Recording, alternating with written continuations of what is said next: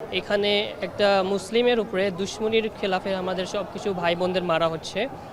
আমরা আসলে কিছু করতে পারছি না বলে কি, মুসলিম যে দেশগুলো আছে আশেপাশে যারা আছে, পুরো বিশ্ব জুড়ে যারা আছে, ওদের প্রতি দায়িত্ব আছে। যখন এটা শুরু হয়েছিল তখনই ইসরায়েলের উপরে সব কিছু ওদেরকে ওদেরকে ওদের দেশে ইন্টারভিন করা, ওদের সাথে ইন্টারফেয়ার করা আমাদের খুবই জরুরি ছিল।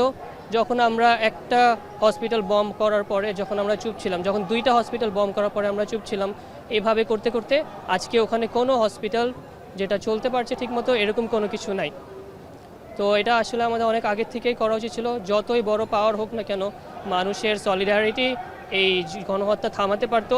কিন্তু আফসোস হচ্ছে মুসলিম যারা লিডার্স আছে তারা আসলে এটা ওনারা আসলে গ্রিডের জন্য, ওদের ফায়দার জন্য, ওদের যেটা অ্যাডভান্টেজের জন্য ওরা এই দুশ্মনদের সাথে রিলেশনশিপ মেনটেন করে রেখেছে, যেটা আসলে ওদের উচিত হয়নি।